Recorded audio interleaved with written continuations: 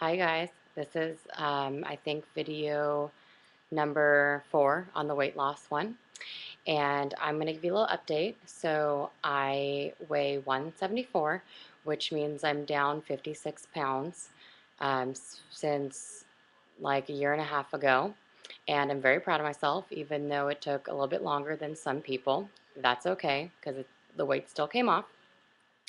Um, some new things on my diet and exercise is I started a vegan diet. A vegan diet is no meat products, including eggs, no dairy, no butter, because butter is a dairy product. And the reason that I'm doing the vegan diet is to try something new. I've heard great things about it. I've read up on it, and a lot of professional athletes actually have tried the vegan diet.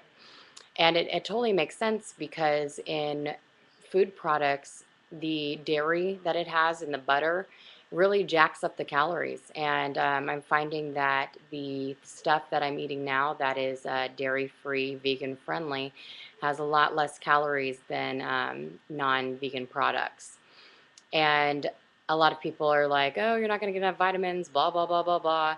That's not true. I'm eating a lot of good vegetables, good hearty vegetables with iron and zinc and calcium, all that stuff, beans, lentils, leafy greens. I'm eating a lot of whole foods, non-processed foods, no additives, which is good. I mean, there is no problem with eating whole foods that haven't been put through a processor. So we will see where it goes. I'm going to be doing this diet for about, let's say, 7 pounds. My goal is to get down to, I would say, like 169, so that I weigh 171 after I eat a large meal. um, and we'll see how that goes. I have decided to take this on as a diet, and I've gotten, critiques for, oh, veganism is not a diet. I'm doing it for weight loss, to feel healthy and for the weight loss. I do love meat. I do love dairy products, but I'm just doing it for a short period of time. I do plan to get back to eating meat again, but I will keep some of the vegan theories. I like the food.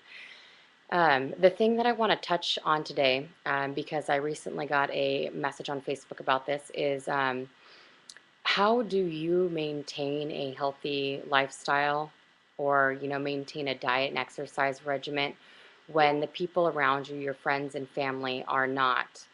Um, I am aware that, and I definitely know this from experience, that working out and choosing to eat right when all of your friends are not working out, or your family is not eating right, and they're eating fun stuff like cakes and ice creams and pastas and stuff. I know that's not fun to watch them because that food is good. That food is good. I'm not going to lie, it's good. But one thing about it is that we have to realize that our bodies are different from other people's bodies. Some of my friends can eat whatever they want and not gain a pound, but that's not my body. That's not how my body works. And so I have to realize that the things that they're doing and eating might not be affecting them, but it will affect me. The second part of that is that we have to do this diet and exercise for us.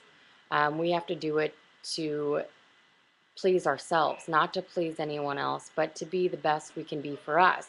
And we need to think about the long term of that too.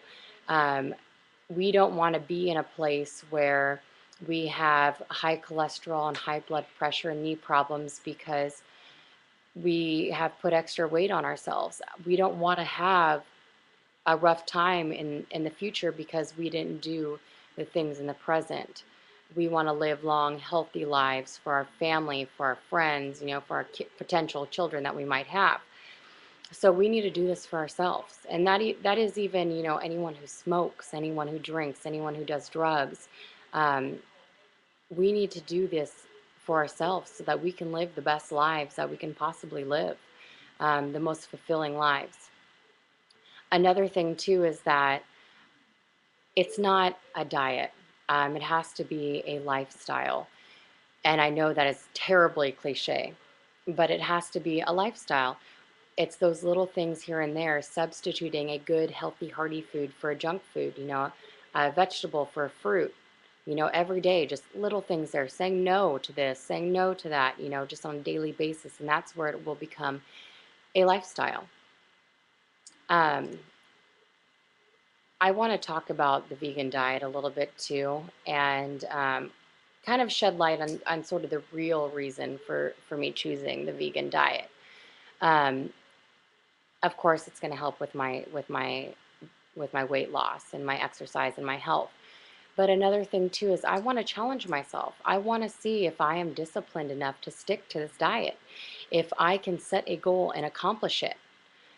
Because it's not easy. It's not easy cooking for myself or buying food for myself, or eating tofu when everyone else is eating cheese. That's not it's not easy.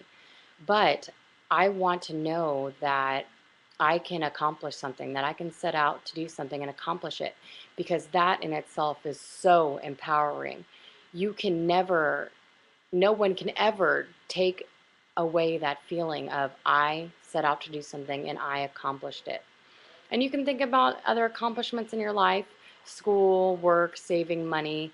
No one can take away that feeling that you had of setting out and accomplishing something, knowing that you were disciplined enough to say no, knowing that you had that power over yourself and that something else didn't have power over you, that food didn't have power over you, that cigarette didn't have power over you, that your gambling addiction didn't have power over you, that you are in control of that. And that's another thing that you can kind of brag about to yourself is I have enough self-control and I have enough power. I am in control of my own life. Um, and one thing too about the diet and the exercise I want to say is that um, diet and exercise together is the best combination. You will get a little more toned, a little better physique from the exercise, and the diet and the exercise together will give you the best results, the longest lasting results, and probably the quicker results.